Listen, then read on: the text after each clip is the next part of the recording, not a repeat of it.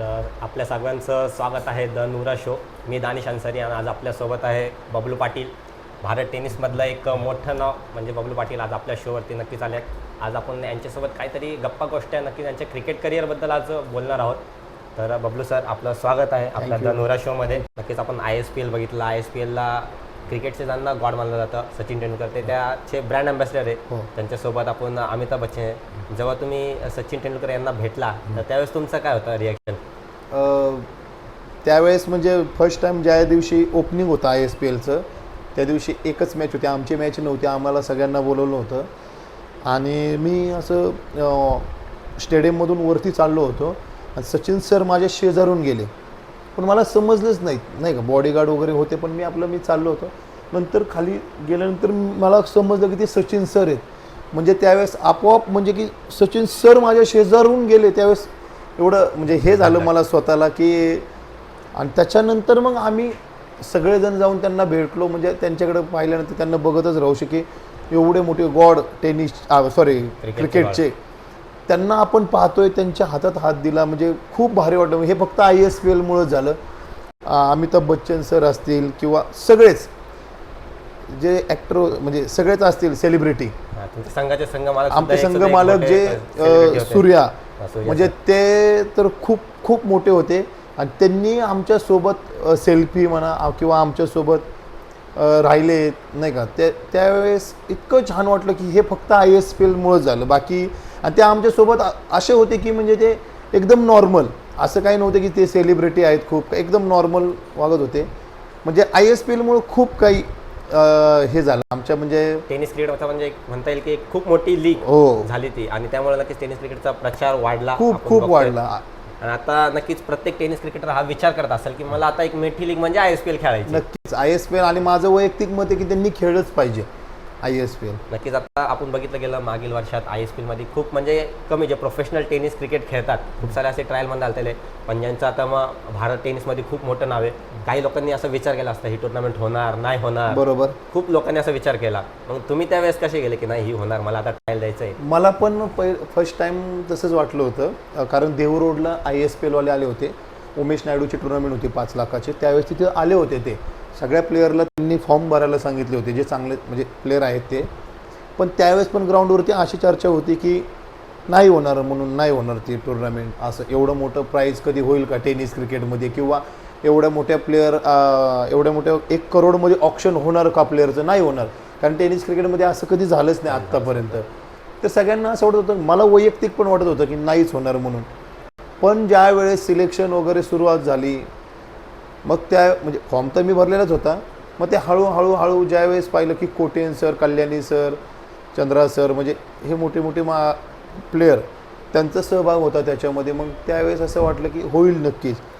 खूप साऱ्या प्लेयरने चांगल्या फॉर्म भरलेच नाहीत. म्हणजे असंच की होणार नाही का. आणि त्यांनी फॉर्म भरले नाही, त्यांना आता खूप पश्चाताप झालेला आहे. त्याच्यामुळे माझं वैयक्तिक मत आहे की असं विचार करू नका फॉर्म फी जातील आपण सिलेक्शन, असं काहीच नाही आहे.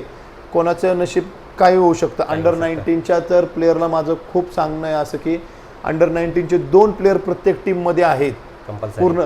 तुम्ही जर आत्ता चेन्नईच्या टीमने तर असं केलं होतं की 10 दिवस अगोदर सिलेक्शनच्या म्हणजे प्रॅक्टिस ठेवली होती त्यांच्या ग्राउंडवरती मुंबईमध्ये गोरेगावला. म्हणजे तुम्ही तिथं वैयक्तिक जाऊन पण ओनर समोर आत्ता पण ह्या वर्षी पण ते तर मला असं समजले 15 ते 20 दिवस अगोदर बोलवणार आहेत. तुम्ही तुमचा गेम त्यांना दाखवू शकता की प्रत्येक टीम ह्यावेळेस सिलेक्शन घेणार आहे. त्यांच्यासमोर जर तुम्ही त्यांच्या नजरेमध्ये आले, तुम्ही चांगला गेम दाखवला तर नक्कीच तुमचं ISPLला सिलेक्शन होईल. नक्कीच तुम्ही सर ISPL खेळला, तिथं तुम्ही नक्की चांगली फटकेबाजी केली, मोठमोठे सिक्सेस मारले. तुम्हाला त्यामधला एक रूल आवडला का? तो म्हणजे 9 धावा होते. हो. लांब षटकार मारला तर 9 धावा. हे म्हणजे तुम्हाला कसं वाटलं क्रिकेटमध्ये नवीन इनोव्हेशन? खूप भारी वाटलं की 9 रन किंवा कारण की मीच नाही माझ्यासारखी भरपूर प्लेयर आहेत की लांब सिक्स मारणारे. मी बघितलंय सर बबलू सरांना येरवड्याच्या ग्राउंडवरती अंधारामध्ये बबलू सरांनी एक लांब लचक म्हणजे क्रिकेटमध्ये एक असं पाहिजेच होतं की जर लांब षटकार मारला की कमीत कमी 1 ते 2 धावा वाढून भेटावं. खूप भारी वाटलं ज्यावेळेस समजलं ते रूल्स समजलं की सचिन सरांनी हे रूल्स केलेले आहेत. त्याच्यामध्ये एक 9वा आहे पण तो अगोदर मनामध्ये होतं की आपण 9वा मारणार पण ग्राउंडवरती गेल्यानंतर माहीत नव्हतं की 9वा कुठे असेल नाही का, त्याची काय मर्यादा. ज्यावेळेस ते 9वा पाहिलं की हां येत आहे, तर त्यावेळेस माझ्या मनामध्ये होतं की मी मारणार म्हणजे मारलाय म्हणून सांगत नाही, पण की मला वाटत होतं की माझा 6 तिथे जाईल म्हणून, आणि मी मारला. त्याच्यानंतर ISPL मध्ये टेप बॉल पण, टेप बॉल तर तुम्ही सर्वांनी पाहिलंच असेल. खूप मजा येत होती त्या टेप बॉलला, कारण स्विंग इतका होता त्या टेप बॉलला, आणि टेनिस प्लेअरला एवढ्या स्विंगची सवय नाही आहे, त्याच्यामुळे टेप बॉल खूप अवघड गेलं सर्वांना ह्या वर्षी तरी. नक्कीच पहिली मॅच आपण बघितली होती, मुंबईची होती, त्यामध्ये करण अंबाला गोलंदाजी करत होता, त्यामुळे त्यांनी 23 ते 24 चेंडू टाकले होते. बरोबर. नक्कीच पहिलाच दिवस होता. त्यानंतर नक्कीच बाकी जे संघ आहेत त्यांनी नक्कीच त्याची तयारी केली. तर त्यावेळेस तुमच्या संघामध्ये काय चालू होतं की टेप बॉलर करण अंबाला सारखा गोलंदाज हाताळू शकत नाही चांगल्या प्रकारे? आम्हाला फर्स्ट टाइम असं वाटलं की टेप बॉल म्हणजे पाकिस्तानमध्ये, केरळमध्ये जो वापरतात पूर्ण टेप लावून तो असेल. आमच्या टीममध्ये दिल्लीचा फरमान म्हणून बॉलर होता, तर आम्ही त्याला प्रॅक्टिसमध्ये तोच प्रॅक्टिस करत होतो त्या बॉलवरती, कारण फरमान खूप खेळलेला आहे त्या बॉलवरती केरळला वगैरे. पण ज्यावेळेस ग्राउंडवरती गेलो, सचिन सरांनी असं केलं की तो बॉल जास्त स्विंग होत नव्हता, आणि तो जर बॉल असता तर टेप बॉलमध्ये 9 रनचे जे शॉट आहेत ते 2 ते 3 गेले असते एका ओव्हरमध्ये. खूप लांब जातो तो बॉल, फास्ट पण येतो पण लांब पण खूप जातो. मग सचिन सरांनी आम्हाला पण कसं समजलं की ज्यावेळेस Praveen Kumar sir international India player ते जेव्हा बॉलिंग करत होते, तर जवळजवळ त्यांनी 5 ते 6 बॉल लागोपाठ वाईट टाकले. आम्ही वरतून मॅच बघतो, आम्ही म्हटलं टेप बॉल वाईट कसं काय जातोय त्यांचे. त्यावेळेस समजलं की सचिन सरांनी अर्धा टेप बॉल म्हणजे अर्धच लावलेला आहे टेप, त्यावेळेस पूर्ण होता, तो कोणीही टाकू शकतं. मग हा ज्यावेळेस आला बॉल, त्यावेळेस असं समजलं की मग हा बॉल टाकणं खूप अवघड आहे. मग आमच्या टीममध्ये चेन्नईचा थवीत म्हणून एक बॉलर होता, तो टेप बॉल केरळ चांगला टाकत होता. मग त्यावेळेस आमचे जे कोच होते त्यांनी असं सांगितलं की ज्या साईडला टेप असेल, अर्धाच टेप होता, ज्या साईडला टेप तुम्ही करणार, समजा राईट साईडला टेप असेल ना, तो बॉल इन स्विंग होणार, आणि ह्या साईडला असेल तर आउट स्विंग होईल. असं त्याच्यावरती खूप प्रॅक्टिस केली. म्हणजे त्याच्यानंतर तुम्ही बघितलं असेल पहिल्या दिवसानंतर मग बाकीच्यांनी खूप चांगली बॉलिंग केली, आणि बॅट्समनला रन करताच येत नव्हते त्या बॉलला, कारण स्विंग इतका होत होता. फक्त प्रत्येकजण आउट नाही होणार एवढंच करत होता. सांभाळून खेळत होता, म्हणजे बॉल चांगला टाकला जातो, गोलंदाज चांगला गोलंदाजी करतोय, बरोबर, आणि ते सगळे सांभाळून, म्हणजे सिंगल आणि डबल, कितलीही मोठा महान फलंदाज होता तो पण तेच ट्राय करत होता. सिंगलच डबल तर त्याच्या डोक्यात नाही, सिंगल पण डोक्यात नव्हतं, फक्त आउट व्हायचं नाही त्या बॉलला, एवढंच त्याचं टार्गेट होतं. नक्कीच सर, आपण ISPL मध्ये बघितला, त्यानंतर सर तुमची बॅटिंग तिथं झाली, चांगली बॅटिंग झाली. आपण शेवटच्या मॅचला नक्कीच तुमचे फॅन सुद्धा पाहिले गेले, सगळे जर्सी घालून मी बबलू पाटील नक्कीच ग्राउंडच्या आतमध्ये होते. तर ISPL मध्ये सर तुमची बॅटिंग झाली, तिथं चांगलं नक्कीच नाव अजून कमवलं, तिथं पूर्ण भारतभर नाव कमवलं. त्यानंतर जेव्हा तुम्ही परत पुण्यामध्ये आले टेनिस क्रिकेट म्हणजे, त्यावेळेस म्हणजे तुम्हाला कसं वाटलं, लोक म्हणजे आता परत ओळखू लागले जास्तीत जास्त लोक? मला पहिलं पूर्ण इंडियामध्ये तर ओळखायचे, परंतु ISPLमुळं माझे म्हणजे अजून खूप नाव झालं. म्हणजे एक चांगला प्लेअर म्हणून, किंवा नाही का, मोठे टुर्नामेंट खेळून आलो होतो. तिथून आल्यानंतर पुण्यामध्ये आलो, पुण्यामध्ये पण 2-3 ठिकाणी माझे सत्कार झाले ISPL खेळून आल्यामुळं. माझे जे लोकलचे जे माझे मित्र आहेत त्यांनी पण माझं खूप मोठ्या याच्यामध्ये स्वागत केलं, आणि आत्ता पण जिथं पण जाईल, म्हणजे एक नवीन, पहिली तर एक महाराष्ट्र पोलीस म्हणून ओळख होती, तिथं आहेच, पण आता जे पण ग्राउंडवरती जाईल तिथं ISPL प्लेअर म्हणून ही नवीन ओळख झालेली आहे आता टेनिस क्रिकेटमध्ये. नक्कीच आपण बबलू पाटील सरांना बघितलं, चांगली फलंदाजी केली, फॅन फॉलोइंग तर नक्कीच चांगली आहे. तसं तुम्हाला असं कुठला फॅन म्हणजे नक्कीच लक्षात आहे का, ज्याने तुमच्यासाठी म्हणजे खूप काही केलं, तो आला फोटो घ्यायचा, सर मला तुमच्यासोबत फोटो घ्यायचा काहीतरी, म्हणजे कुठला असा एक आगळा वेगळा फॅन तर खूप आहेत. आता सांगवीचे पण आहेत खूप सारे फॅन.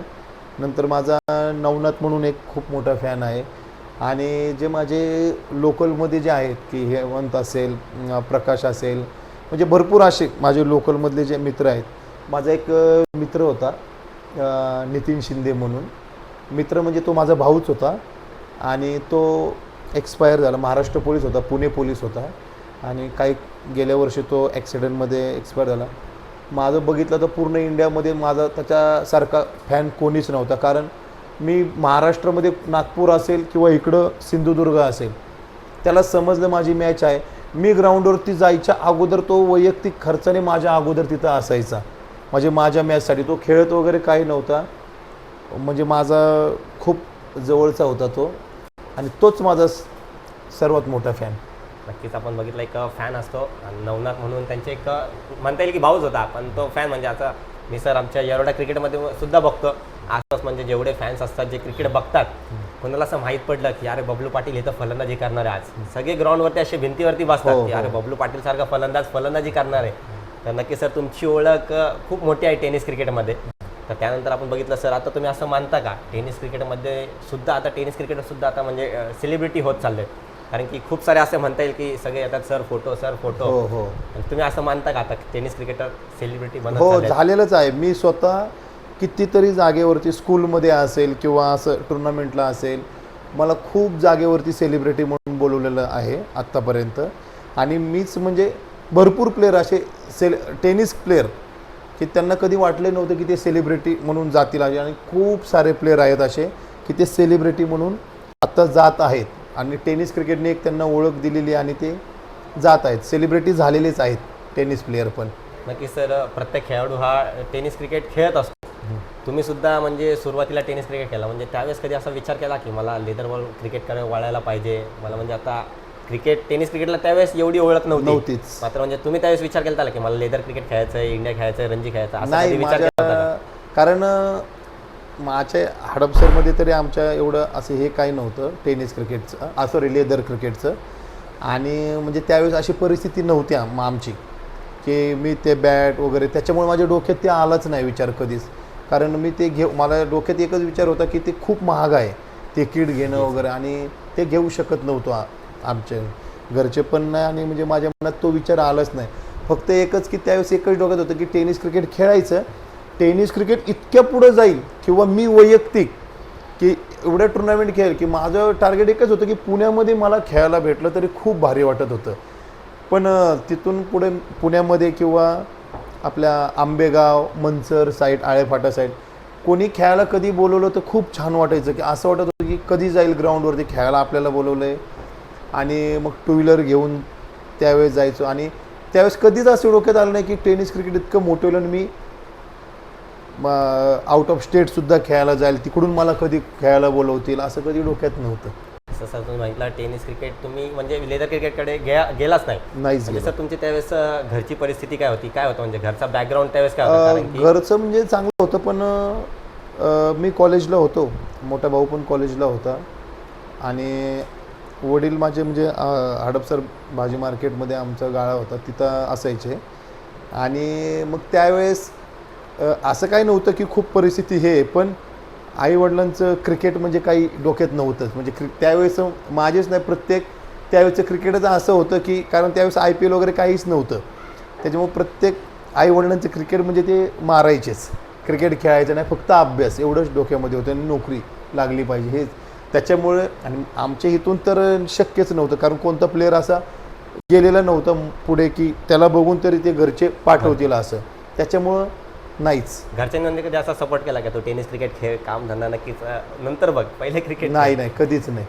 घरच्यांनी कधीच सपोर्ट केला नाही, म्हणजे त्यावेळेस असं नव्हतंच क्रिकेट, त्याच्यामुळे ते नाहीच मला. आणि नंतर ज्यावेळेस मी भरती झालो 2006 साली, तिथून पुढे मग ज्यावेळेस घरच्यांना पण समजायला लागलं की मुलाला ओळखतात. पण आत्ता तरी माझ्या घरचे खूप खुश आहेत, कारण जिथे जाईल तिथं आम्हाला ते सोबत असल्यानंतर पण फॅन वगैरे भेटतात, ओळखतात. मग ते बघून त्यांना पण वाटतं की मुलाने खूप नाव कमवलेलं आहे, असं तसं बघून त्यांना छान वाटतं. आत्ता त्यांचा खूप सपोर्ट असतो, माझी फॅमिली असते की बाबा फॅमिलीचा सुद्धा खूप सपोर्ट असतो. कुठेही मॅच असली तरी फॅमिली कधीच तिने मला आत्तापर्यंत तरी अडवलेलं नाही की मॅचला जाऊ नका, काय नाही. खूप सपोर्ट केला तिने मला आत्तापर्यंत. नक्कीच फॅमिलीचा सपोर्ट असतो तेव्हाच नक्कीच एक चांगला क्रिकेटर घडतो. बरोबर. नक्कीच सर, आता आपण IPL बघतो, तर सर तुमच्या IPL मध्ये फेवरेट संघ आणि फेवरेट खेळाडू कुठला आहे? माझं तर तसं मला पाहिलं गेलं तर ऑस्ट्रेलियाचा शॉन मार्श, तर मिचेल मार्श. मिचेल मार्श हा ऑलराऊंडर आहे. त्याचे जे 6 असतात ते मला खूप आवडतात. म्हणजे तो जे 6 मारतो लांब लांब, तो लिव्हिंगस्टोन हे. आणि आवडती टीम म्हणलं तर मुंबई इंडियन्स ही माझी आवडती टीम आहे.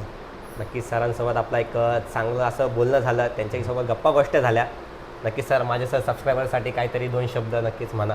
माझ्या चॅनलचं नाव द नुरा शो म्हणून आहे. द नुरा शो. दानिश. हां, दानिश. माझं नाव दानिश.